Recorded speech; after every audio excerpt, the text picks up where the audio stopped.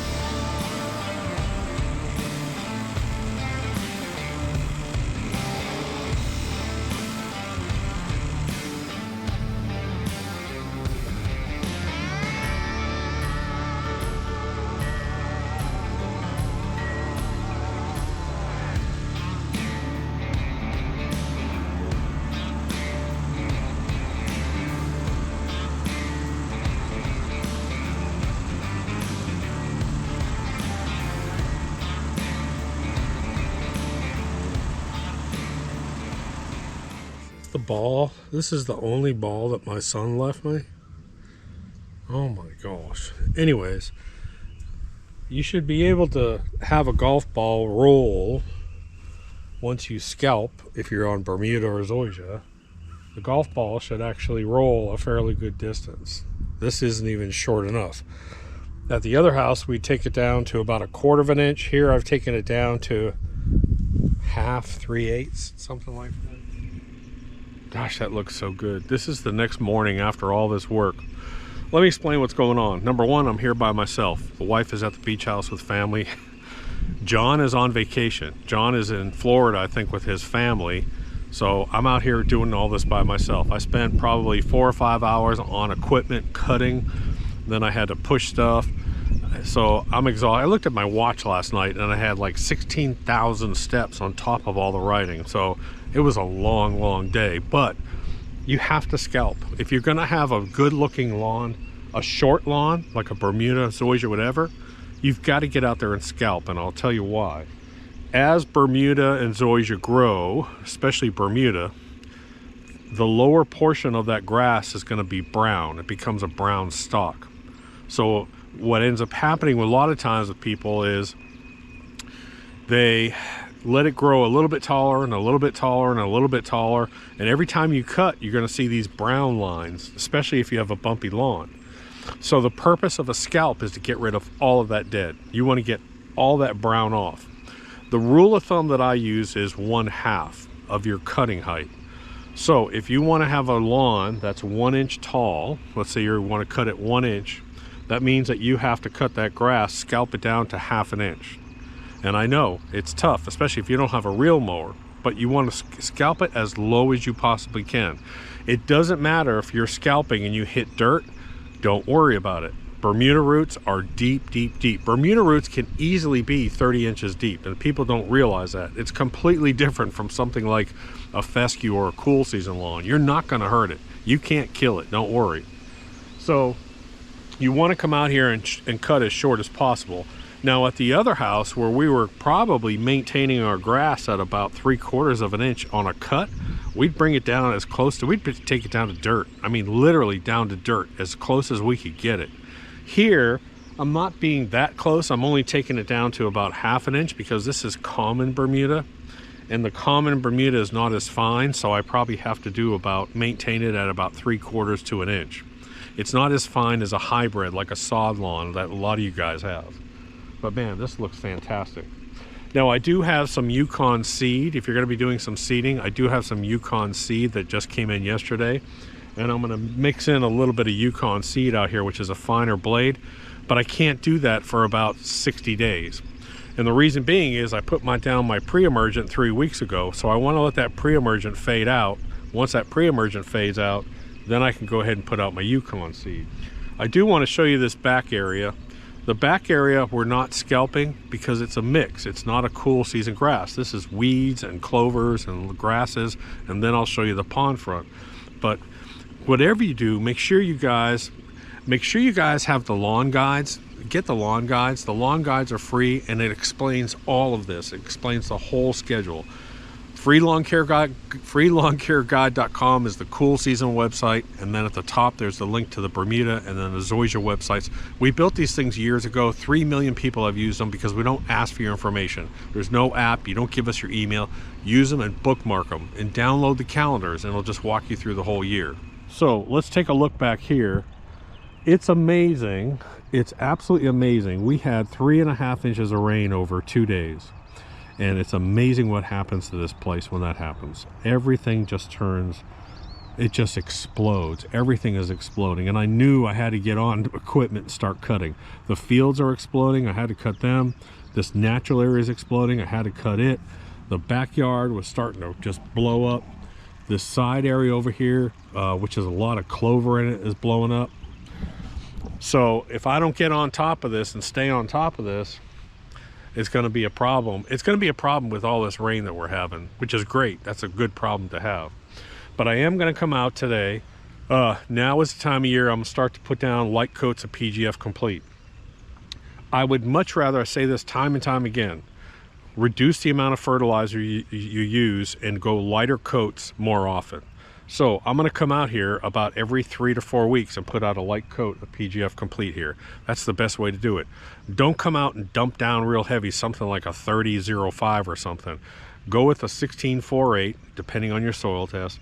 Go with the 16-4-8 and just do a light coat. Keep doing those light coats, because this time of year you're going to get heavy thunderstorms. You're going to be cutting shorter. You're going to get fertilizer movement possibly. So again, I just got in 4 bags of PGF Complete. I just got in my dirt booster because we're working these gardens up here. We'll go up here and take a look at the gardens too, but man, let me tell you what, yesterday was an absolute butt whipping. So this is about as short and as I'm going to do this. Again, common Bermuda, but gosh, it's so nice to scalp. It's such a good feeling. Let's go take a look at this pond. So hopefully you guys have got your pre-emergent out. You can still put pre-emergent out if you don't have pre-emergent. And yes, you can put pre-emergent and fertilizer down the same day. It doesn't matter. So go out and scalp, put down pre-emergent, put down fertilizer, whatever you're going to do. But this is the pond front. Now, interestingly, after being exhausted, I said, man, I do not want to walk all this with the ego and cut this. So I took the Toro and I cut this with the Toro, and it actually did a pretty good job. This is really bumpy in here, by the way. Again, common Bermuda. Eventually I'll throw in a little bit of Yukon in here, maybe to fine it up. Down further over in that area, look at all the shade over there. So Bermuda is not going to do well over there, so I'm still trying to figure out what I'm going to put down there. I need some kind of shade tolerant, heat resistant, kind of cool season grass probably. But man, that looks great down in there. This area over in here, I don't know if you remember, but this area over in here was all just woods and dirt last year. And I came in here with a skid steer and I just scraped this and scraped this. And what I did is I pounded seed every time it rained. So this year, every time I had rain moving in, I would pound down seed and pound down seed. Now we lost a tree here that fell on top of my shed and fortunately just scraped a little shingle and that's it. But man, let me tell you what, I'm keeping this as thick as possible. So I'm feeding this, I'm letting it grow a little bit longer. But isn't that crazy? If you follow me, you understand how beautiful this is. This is gorgeous over here. That is crazy what this was. Not gonna scalp this. This is almost all cool season grass, so I'm not gonna scalp it. I'm gonna keep it probably at 2 to 3 inches tall over here.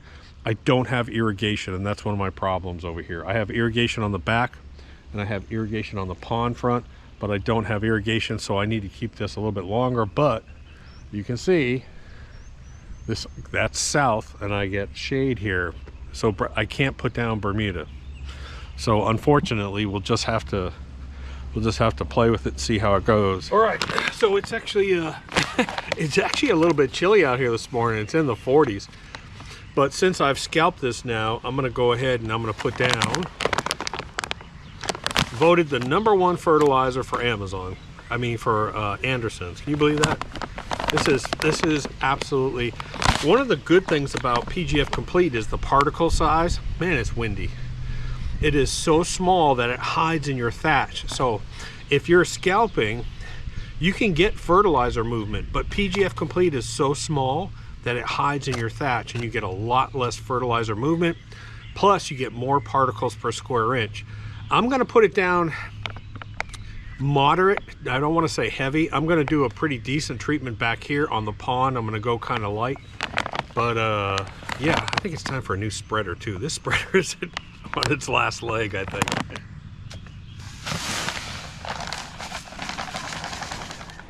If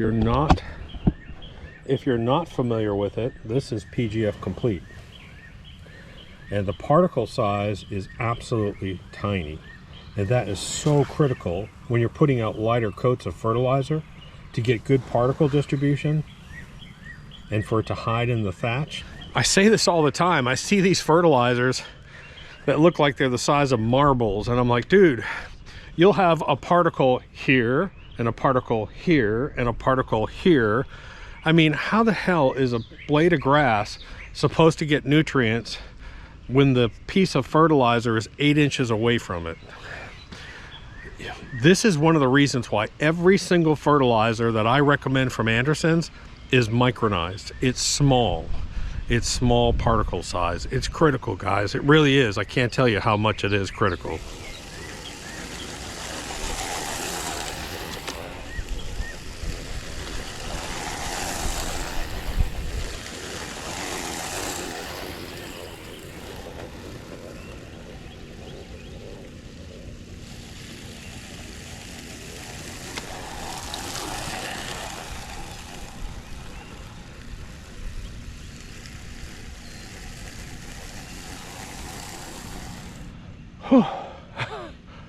Why do I feel like I'm gonna have another 16,000 step day today? Look at that. Last year this was dirt. Every time it rained, I came out and threw down annual ryegrass, and lately perennial ryegrass. Look at that. There is some Bermuda in here, but with all this shade, it's just not gonna last. Man, that looks great. I'm gonna go ahead and fertilize this too. Might as well. Man, this will kick your ass at 8:30 in the morning, especially I still got to go do all my farm chores. So it's important. I hear geese. Oh no, here they come. Look at them.